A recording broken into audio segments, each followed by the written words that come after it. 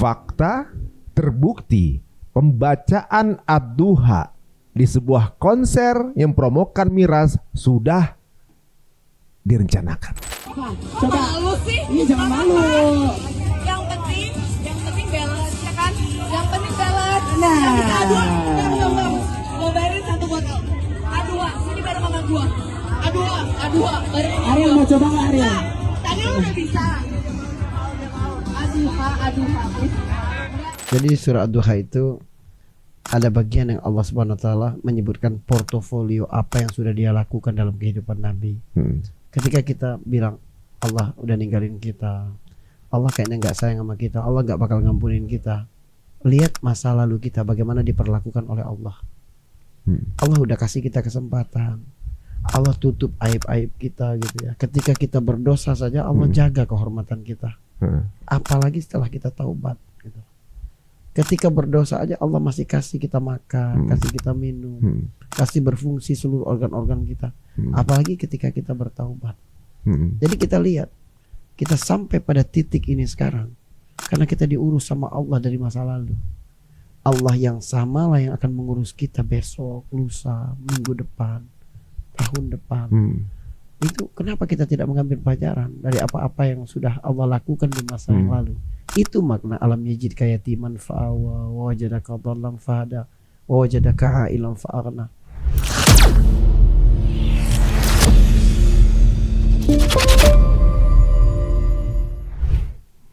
Assalamualaikum warahmatullahi wabarakatuh. Apa kabar semua teman-teman Cerita Untung ya? Semoga dalam keadaan yang sehat walafiat dan tentunya juga tetap istiqomah ya teman-teman semuanya. Belakangan kita dengar sebuah berita yang viral yang cukup buat kita sakit hati ya, tersinggung bagaimana kalamullah dipakai untuk sebuah promosi miras gitu ya. Dan faktanya bahwa ternyata pembacaan ad-duha ini memang sudah direncanakan. Ya, kita akan tanya dengan guru kita Ustadz Faris Beki mengenai hikmah dan juga bagaimana sih sikap kita sebagai muslim melihat hal tersebut dilakukan oleh sebuah produk yang zatnya tersebut diharamkan dalam agama kita. Assalamualaikum warahmatullahi wabarakatuh. Waalaikumsalam. Mas Ari sehat. Sebentar, saya baru dengar udah direncanakan, benar? Udah direncanakan itu. Siapa yang merencanakan? Kayaknya yang ngerencanain Allah itu saya. Masya Allah. Ya emang gak ada yang kebetulan. Gak ada yang kebetulan kan? Kebetulan. Jadi walaupun satu kejadian itu terlihat natural, terlihat apa, pasti ada sebab-sebab dots, titik-titik sebelumnya itu seperti apa. Memang kejadian itu kemudian siapa yang merencanakan ad-duha dibacakan di situ. Saya yakin dalam pengertian yang sempit seperti yang kita pahami tidak ya. Cuma memang pasti ada latar belakang kenapa kemudian Al-Quran sesakral itu dipermainkan oleh umat Islam sendiri. Iya itu. Kalau bukan umat Islam nggak tiba-tiba nemunya ad-duha kan itu. Iya dong. Tapi kalau itu memang direncanakan oleh Allah pasti ada kebaikan juga. Dan ini bukan kita menormalisasi itu, bukan. Nah, sikap kita dulu aja Mas. Sikap kita di awal dulu kita. Sikap kita apa nih? Kita mesti ngapain sebagai seorang muslim ngeliat kayak begini gitu. Ini pertama kali lihat kan pasti panas nih. Iya, gitu. betul. Tapi setelah panjang saya pikir ini qadarullah juga Allah izinkan gitu. Iya. Atau hanya untuk meluncur kemudian orang taping. Yang ngerekam juga direncanakan Allah juga yang ngerekam. Gitu. Semua kejadian itu klik satu sama lain akhirnya. Satu sama lain. Udah tiba-tiba keluar ad-duha, tiba-tiba ada yang ngerekam, tiba-tiba ada yang ngepost, tiba-tiba viral dan semuanya kesan diizinkan Allah semua tuh. Iya. Jadi bagaimana sih sikap kita sebagai seorang muslim? Bagi orang yang ada kecintaan kepada agama ini, pasti dong ada rasa marah kan. Cuma kita sebagai umat Islam itu harus selalu berpikir mana respon emosional dan mana respon strategik. Jadi respon emosional itu wajar, tapi dia cuma berhenti batas siapa pelakunya, tangkap, boikot produknya, kan gitu tuh. Itu respon emosional. Tapi respon strategiknya adalah mengapa Al-Quran bisa diperlakukan begitu. Jangan-jangan selama ini memang kita tidak mendudukkan Al-Quran sebagaimana mestinya. Kok bisa orang hafal dengan nama surahnya gitu, hafal dengan surahnya, tapi kelakuan mereka seperti itu.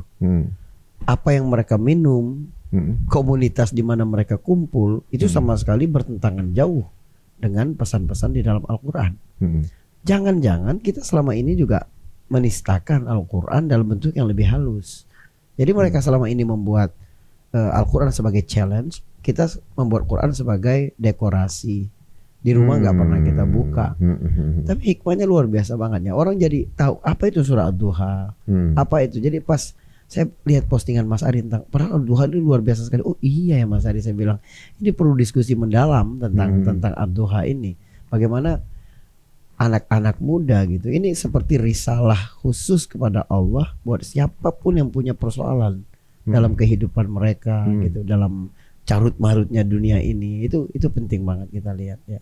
Iya, maksudnya kok bisa, memang penasaran kemana Ustaz yang terpilih kenapa, kan misalnya gini, ada kejadian kebakaran di sebuah rumah gitu kan, Iya. gitu kan, kemudian kebakaran gitu, kayak teman saya kebakaran rumahnya, di rumahnya sendiri di part Al-Qurannya nggak kebakar. Si Dito nih anak Adam juga rumahnya kebakar, tapi dia ada kamar isinya kurang nggak kebakar. Di kanan ada bukan ada yang nggak ada yang kebetulan. Iya. Kemudian ketika ada satu bencana apa gitu ya, semuanya hancur, ada hanya satu part dari Quran, dan ketika dibacakan artinya relate dengan apa yang sedang terjadi. Betul. Kayak waktu yang meninggal ibu-ibu yang lagi pengajian itu, dia membacakan ayat terakhirnya wa ilahukum ilahu wahid gitu kan. Iya. Langsung meninggal itu kan. Maksudnya sepertinya setiap yang kita relatekan dengan Al-Quran kayak selalu relate gitu. Misalnya kita punya masalah, kemudian random kita buka, kok kita baca relate gitu kan? Ini kan bukan sesuatu. Maksudnya gini, orang bilang cocokologi, terserah juga ibaratnya cocokologi. Tapi kok makanya saya kadang-kadang percaya dengan nggak ada yang kebetulan gitu. Kenapa Ad-Duha? Kenapa bukan Al-Kafirun? Kenapa bukan Al-Baqarah? Kepanjangan Al-Baqarah. Kenapa bukan An-Nas gitu kan? Iya, artinya itu bukan yang populer banget di lidah orang kan? Iya gitu. Ya, gitu. Tiba-tiba ngomong Ad-Duha. Ada lagi Mas Ari. Waktu Utsman bin Affan radhiyallahu an itu dibunuh, para pemberontak kan masuk ke rumahnya. Ketika dia menangkis pedang dari para pemberontak itu kan putus tangannya. Lalu kemudian Utsman itu kan sampai berkata, ini adalah tangan yang pertama menulis surah-surah Al-Quran. Biar mereka malu gitu loh. Dan Utsman sedang baca Quran. Menetes darahnya di Quran itu pas pada ayat fasayakfikahumullah. Allah yang akan balas mereka nanti. Dan benar, semua pembunuh-pembunuh Utsman itu kemudian meninggal dengan cara yang hina. Jadi Allah membalas itu. Hal seperti itu banyak banget gitu. Itu bukan penafsiran terhadap Al-Quran, sehingga disebut cocokologi, bukan. Tapi Allah Subhanahu Wa Taala Maha Kuasa untuk menunjukkan berbagai sisi ya bagaimana Al-Quran itu hadir dalam kehidupan manusia gitu. Jadi memang apa namanya, seperti kode gitu ya. Setiap sesuatu kode, kalau bukan sama Quran kayak kode gitu, kayak ada kodenya gitu. Itu yang bikin saya kemarin penasaran. Kok Wadduha gitu ya. Maksudnya kalau lagi trivia challenge begitu ya misalnya ya, pasti cari yang singkat-singkat dong. Al-Asr gitu misalnya, atau juga mungkin Kal-Kausar atau An-Nas. Ini kok Ad-Duha yang medium lah gitu. Nah pasti saya kulik-kulik. Ya dulu pernah juga memang ngulik ini tentang kegalauan kan. Gak ada hubungannya sama itu. Iya pasti. Tapi pas saya relate kan ada nyambungnya juga itu, makanya saya juga mind blowing emang Quran. Kalau menurut antum gimana Zat? Ya, Ad-Duha itu kan memang datang dalam periode yang Rasulullah merasa ditinggalkan oleh Allah. Jadi ada riwayat dari hadis Bukhari dan Muslim itu, sahabat Jundub itu cerita Nabi ketika sakit beberapa malam kemudian wahyu juga tidak turun. Ada seorang perempuan datang ke Nabi dan bilang, aku nggak lihat lagi setanmu tuh datang. Jangan-jangan dia udah ninggalin elu tuh gitu. Maksudnya Jibril ya. Sehingga Nabi merasa, oh jangan-jangan memang aku udah ditinggalin sama Allah gitu. Lalu Allah balaslah dengan menurunkan surat Ad-Duha gitu. Nah, surat Ad-Duha ini dari susunan saja udah unik banget loh. Sangat presisi. Artinya memang bukan buat orang mabok gitu loh Mas Ari. Memang buat orang yang benar-benar memiliki kesadaran penuh luar biasa. Surah Ad-Duha itu kan terdiri dari 11 ayat.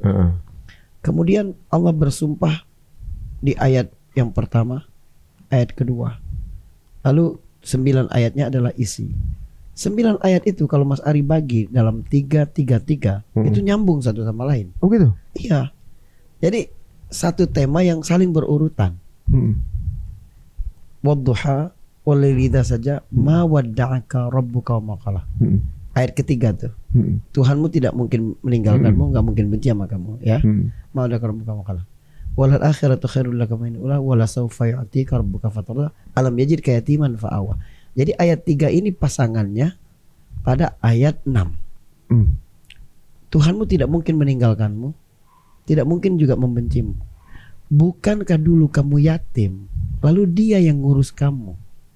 Bukti kamu tuh gak ditinggalin sama Tuhan. Lihat aja masa lalumu bagaimana. Lalu kemudian 7, 8, 9 pasangan berikutnya. Jadi 3, 6, 9 4, 7, 10 5, 8, 11. Oh kayak ayat kursi ya begitu ya? Ayat kursi kan begitu juga tuh. Dibalik begitu. Dibalik ya. begitu Iya, juga. iya, iya.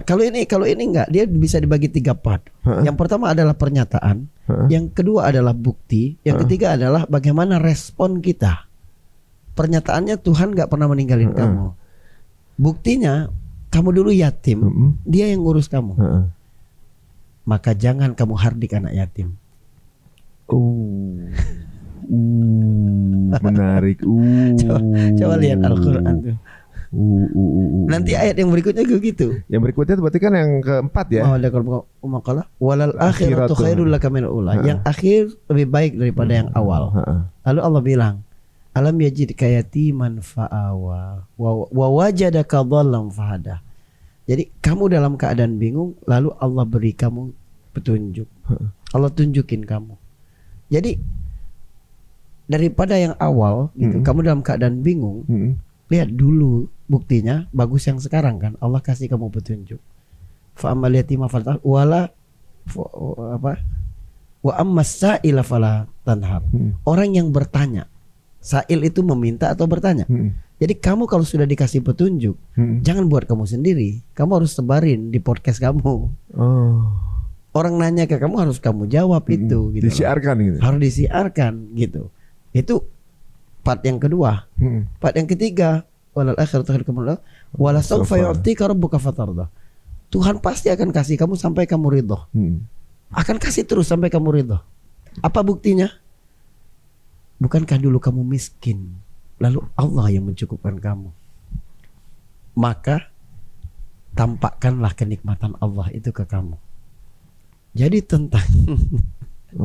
tentang bagaimana Allah mengurus kita, bagaimana Allah membimbing kita, dan bagaimana Allah mencukupkan kita. Dan kita share lagi ke bagaimana ke orang lain. Ini relate 3 itu. Jadi 2 ayat pertama memang sumpah. Sumpah yang dipilih pun luar biasa. Allah bersumpah dengan duha, lalu bersumpah dengan malam. Duha itu lambang supremasi cahaya, Mas Ari. Gak ada sinar matahari paling mewah seperti duha. Mas Ari jangan melihat di Jakarta ya. Coba minggir sedikit di sawah, di gunung, di bukit, di kebun teh. Lihat matahari pada saat duha itu luar biasa banget. Jadi petunjuk Allah, kasih sayang Allah itu berlimpah seperti cahaya. Dan cahaya itu punya 2 sifat. Sifat pertama, dia tidak pilih kasih. Semua dapat. Semua dapat. Jadi kalau orang tidak kena matahari duha, sinar matahari, itu karena mataharinya pilih kasih atau karena dia sembunyi di balik tembok. Oh, karena dia sembunyi. Begitu juga kalau seseorang tidak dapat rahmat Allah, dia yang sembunyi di balik dosa-dosanya. Yang tidak dapat hidayah dari Allah, dia yang sembunyi di balik kesombongannya, di balik rasa malasnya, di balik fanatismenya. Karena sifat cahaya itu tidak pilih kasih. Sifat cahaya yang kedua adalah dia tidak ada delay, langsung. Jadi kalau hari mulai gelap, Mas Ari mulai ngidupin lampu-lampu rumah tuh klik langsung cek, klik cek. Hidayah Allah itu sebenarnya begitu, enggak susah untuk dicerna. Harusnya kalau akal kita sehat, nurani kita sehat, begitu datang petunjuk dari Allah kita langsung terima. Gimana tuh menarik tadi kalau hari mulai gelap? Ya, ketika Mas Ari nyalain saklar-saklar lampu itu kan, cuma sepersekian detik dari klik ke cahaya jadi terang. Allah Allah jadi kan sangat dekat gitu ya. sangat dekat. Allah bilang Quran itu cahaya, Nabi Muhammad itu cahaya, Allah adalah cahaya. Jadi nggak ada jarak. Dan cepat sekali datangnya kepada kita itu. Nah, tapi apa yang menghalangi kita dari cahaya? Itu kehidupan kita hari ini. Jadi kalau Quran kemudian tidak bekerja dengan optimal dalam diri kita, dalam kehidupan kita ini lagi berlindung di balik tembok apa nih? Iya. Kalau kita lagi nggak terpapar cahaya, Bukan karena cahayanya pilih kasih. benar. Tapi karena kitanya yang nggak punya effort untuk nyari cahaya itu. Berarti kan kalau misalnya kita kalau ketutupan cahaya di balik tembok, ya kita harus cari keluar tembok. Ya dong. Kalau Iya. lagi ternyata nggak ada cahaya karena malam, berarti kita mesti punya effort nyalain lampu. Ya, artinya jangan nyalahin Allah bahwa Heeh. kok aku nggak dikasih petunjuk. Oh, enggak. Allah kasih petunjuk. Quran ini petunjuk kepada semua manusia. Nggak ada pilih-pilih. Heeh. Tapi siapa yang bisa menjadikan dia petunjuk? Yang keluar dari tembok tadi. Gitu. Ya Allah. Itu ada apa namanya? Kayak ada phase-nya gitu ya. Fase 1, Iya, fase 2, iya, fase 3. iya. Baru kemudian demi malam apabila telah menutupi. Jadi orang bisa menghargai kebaikan hidup itu kalau dia pernah merasakan gelapnya hidup. Biar kamu merasakan gitu. Bedakan antara hidup dalam terang dan hidup dalam gelap gitu. Atau bisa juga malam itu digunakan untuk istirahat, siang itu digunakan untuk bekerja. Jadi ini dua hal yang semuanya dari Allah Subhanahu Wa Taala. Tinggal bagaimana kita merespon siang, merespon malam, merespon kesempitan hidup, merespon kelapangannya. Baru Allah nyatakan pernyataan itu. Dan ingat, ketika Allah bersumpah demi sesuatu, yang paling penting kita perhatikan adalah pernyataan setelah sumpah. Tiba-tiba saya bilang ke Mas Ari, demi Allah Mas Ari. Mas Ari nunggu dong, saya mau ngomong apa nih? Demi Allah apa nih? Nah, kalau Allah dia boleh bersumpah kepada makhluk dengan makhluk ya. Kalau kita kan cuma boleh bersumpah demi Allah. Kita nggak boleh bilang demi Ka'bah, nggak boleh. Demi Allah, demi Rasulullah nggak boleh. Kita harus demi Allah, demi Tuhannya Rasulullah, demi sumpah itu sendiri ada seninya Mas Ari. Jadi Nabi pernah sama Aisyah, Nabi bilang begini, aku tahu loh Aisyah kapan kamu marah, kapan kamu lagi senang sama aku. Kata Aisyah, kok bisa? Apa tuh kata Aisyah? Kata Nabi, kamu kalau lagi senang sama aku sumpahnya demi Tuhan Muhammad, wa Rabbi Muhammad. Tapi kalau lagi sebel, kamu bersumpahnya wa Rabbi Ibrahim, demi Tuhan Ibrahim. Ngomong nama dia aja nggak mau. Jadi wanita ya. Jadi kata Aisyah, ya Rasulullah, aku cuma bisa menjauhkan namamu dariku. Hati itu nggak bisa jauh. Coba bayangin.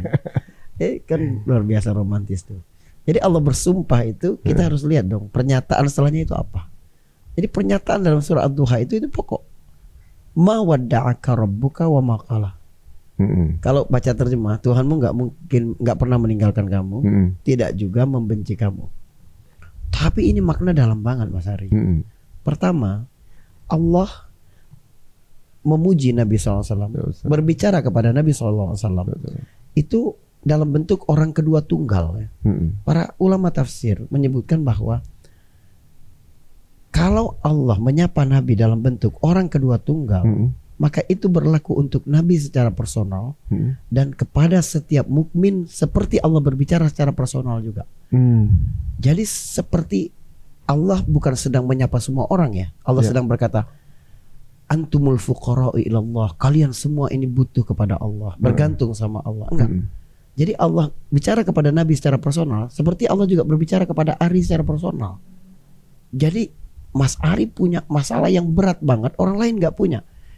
Allah bilang ke Mas Ari, Tuhanmu gak mungkin meninggalkan kamu, Ari. Kamu merasa punya masalah itu, kamu ditinggalin sama Tuhan. Enggak, Tuhanmu gak meninggalkan kamu. Tuhanmu gak benci sama kamu. Jadi semua sapaan kepada Nabi dalam bentuk orang kedua tunggal itu ke kita seperti Allah sedang coach one on one gitu loh Mas Ari. Ingat apa masalah kita. Jangan merasa ditinggalkan oleh Allah apapun masalahmu. Enggak, kalau saya ini memang berat banget, enggak. Karena dia menggunakan kata itu. Allah tahu berarti. Itu pertama. Yang kedua adalah Allah tidak menggunakan kata meninggalkan Dalam bahasa Arab itu sebenarnya taraka. Ma tarakaka rabbuka. Allah juga nggak bilang ma hajaraka rabbuka. Hijrah itu kan pergi. Iya. Tuhanmu nggak pergi. Tapi Allah menggunakan kata wada'a. Wada'a itu artinya pamitan sebentar.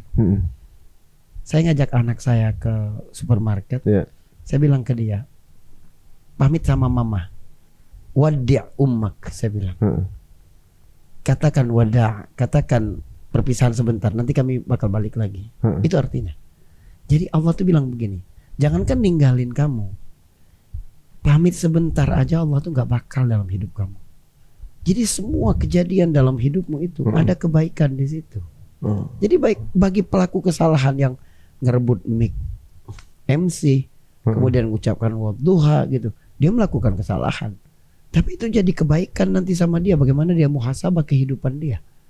Allah nggak ninggalin dia kalau benar-benar dia kemudian taubat, kemudian dia melakukan itu, dia muhasabah. Selama ini relasi dia dengan Al-Quran seperti apa? Ini paling penting. Nah, Tuhan tidak pernah pamit kepadamu. Lalu Tuhan berkata, wa maqala. Dia juga tidak benci. Harusnya ya ada SPO, subjek, predikat, objek dong. Harusnya wa maqalaka. Objeknya ka, kamu. Jadi harusnya ma wadda'aka wa maqalaka. Tuhanmu subjek. Tidak mungkin meninggalkan kamu, predikat, objek. Harusnya Tuhanmu juga tidak membenci kamu. Tapi objeknya ini disembunyikan sama Membenci Allah. aja. Membenci aja. Sampai menyebutkan nama Nabi setelah kata benci Allah nggak mau. Astagfirullah. Jadi Masya nggak Allah. mungkin Allah itu benci dengan Nabi Sallallahu Alaihi Wasallam. Masya Allah. Sampai begitu. Jadi jangan beranggapan Indah. Allah pernah benci sama kita. Allah sayang kok sama kita. Allah cinta kok sama kita. Karena tujuan kita diciptakan juga Karena cinta. karena cinta Allah tadi.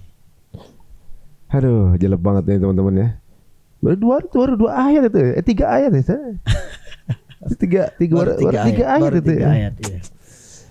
Tapi ini memang bisa menjadi apa ya? Sebagai rambu-rambu bagaimana kesehatan mental seorang mukmin itu dijaga melalui surah Ad-Duha ini. Pertama, kamu jangan hidup di dalam gelap duniamu. Karena ada cahaya petunjuk yang selalu bersama kamu, gitu loh. Kamu bandingkan saja dengan kehidupan yang gelap. Nah, lalu segelap apapun hidupmu, Allah nggak mungkin ninggalin kamu. Allah nggak mungkin benci sama kamu. Berarti kelapangan hati seseorang itu dimulai dari mindset. Bagaimana dia memandang Allah Subhanahu wa Ta'ala. Jadi tauhid itu kan memang harusnya membentuk world view dalam kehidupan seseorang. Kita nih sekarang sedang kampanye terus bagaimana tauhid bisa menarik bagi banyak orang. Bagaimana kita kembali kepada tauhid. Jangan kita melihat tauhid ini hanya sebagai urusan teologis yang jauh dari kehidupan nyata. Jangan. Ini bukan di wilayah filsafat. Tapi kalau tauhid ini bekerja dalam diri kita, gitu. Kita lihat dari 3 wilayah tauhid deh. Ada wilayah uluhiyah, bahwa kita nggak tunduk kepada apapun, nggak menyembah, nggak mengabdi, menghamba kecuali kepada Allah. Itu kan melahirkan kemerdekaan yang sesungguhnya. Orang tuh nggak mungkin bisa merdeka kecuali dia tunduk sepenuhnya sama Allah. Kenapa? Karena kata hamba itu ketika disandingkan kepada selain Allah, dia jadi kehinaan, Mas Ari. Jadi kalau mohon maaf ya, kalau majikan kita itu bukan Allah, kita hina. Kenapa? Karena majikan selalu menyuruh hamba sahayanya melakukan sesuatu untuk kepentingan dia. Tapi kalau Allah, dia nggak punya kepentingan. Allahus Samad. Allah nggak bergantung dengan apapun. Jadi semua perintah Allah kepadamu wajib kamu taati karena kamu hamba. Tapi itu sama sekali bukan untuk kepentingan Allah. Malah untuk kepentingan kita Untuk sendiri. kepentingan kalian.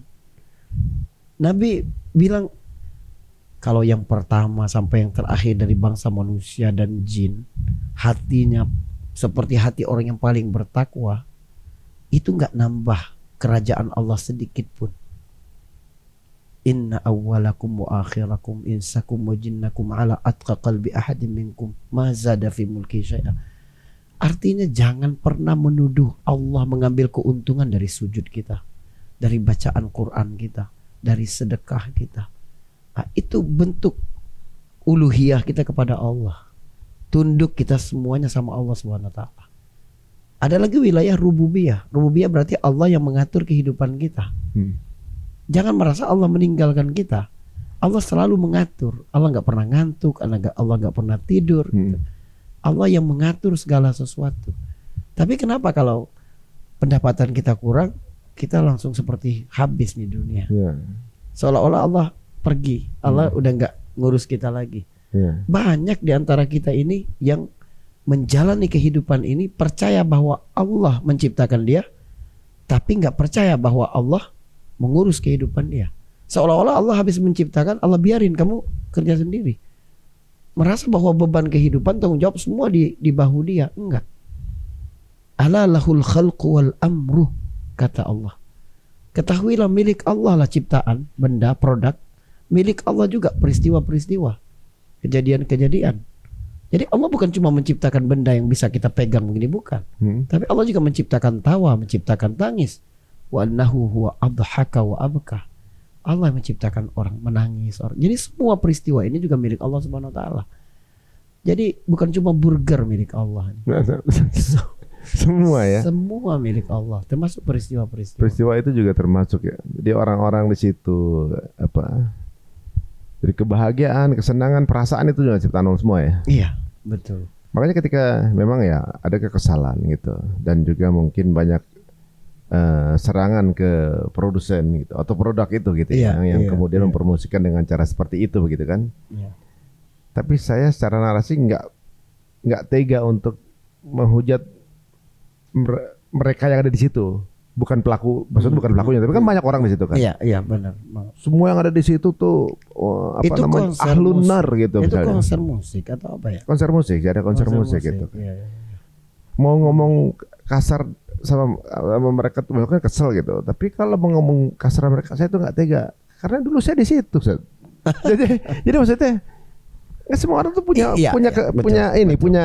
kesempatan gitu, punya mungkin momennya gitu. Mungkin dulu saya berada di sana juga gitu. Jadi tapi masih punya kesempatan kok mereka teman-teman ini. Nah, gitu. itu Mas Ari. Bahwa perjalanan hidayah itu misteri banget ya.